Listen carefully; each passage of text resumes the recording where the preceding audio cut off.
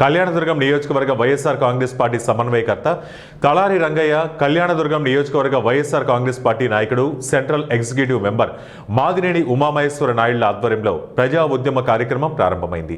ఈ కార్యక్రమానికి నియోజకవర్గ పరిశీలకులు మహేంద్రారెడ్డి హాజరయ్యారు.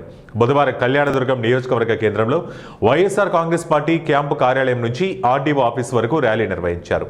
పేద మధ్యతరగతి విద్యార్థులకు ఉన్నత వైద్య విద్య అందుబాటులో ఉండాలన్న నిబద్ధతతో వైఎస్ఆర్సీపీ పోరాట పదం ఎంచుకుందని, ప్రభుత్వ మెడికల్ కళాశాలలను ప్రైవేటీకరణ చేయకూడదని ఆర్డీఓకి సమస్యలతో కూడిన వినతిపత్రం అందజేశారు. అనంతరం YSR Congress party central executive member Madineni Umamaheswara Naidu మాట్లాడుతూ, ప్రభుత్వ మెడికల్ కళాశాలలు పేదలకు జీవనాధారాలు, వాటిని ప్రైవేటు చేతుల్లోకి ఇవ్వటం అనేది విద్యను వ్యాపారంగా మార్చే ప్రయత్నం అన్నారు.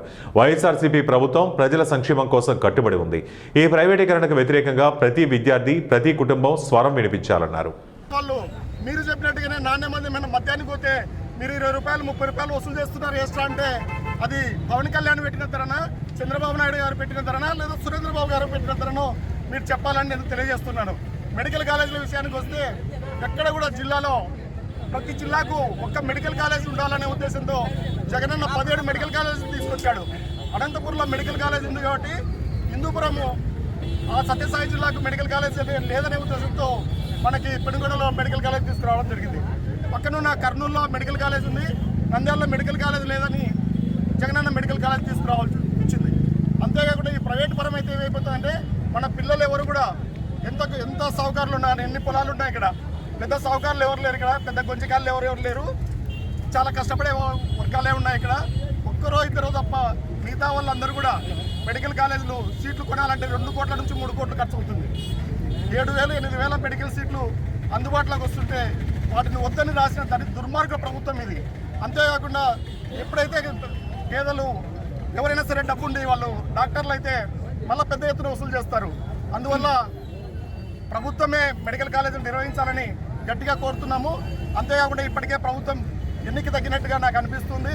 మనం ఖచ్చితంగా ఈ రాష్ట్ర వ్యాప్తంగా జరుగుతున్న ఉద్యమంలో ప్రజలు ఎవరైతే పాల్గొంటున్నారో ప్రైవేటుకు వ్యతిరేకంగా చేస్తే ఖచ్చితంగా ఆగిపోతాయని కూడా తెలియజేస్తున్నాం. Thank you.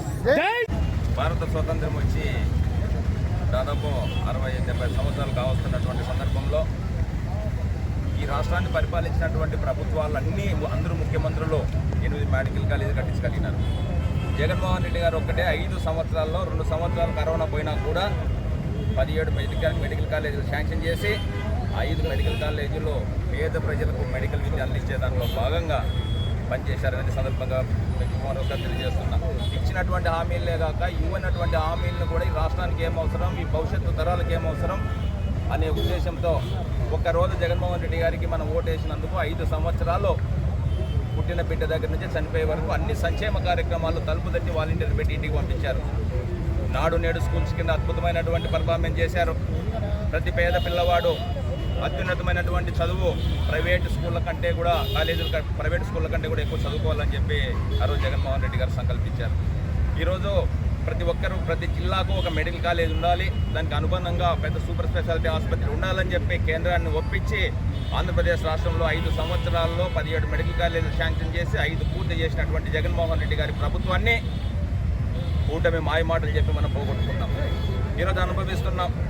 మనకు ఇంట్రెస్ట్ ఉన్నటువంటి పేద పిల్లలు వైద్య విద్య చదవడానికి అవకాశం లేదు. దానిని సైతం ఆ రోజు జగన్మోహన్ రెడ్డి గారు ఒకటే చెప్పారు,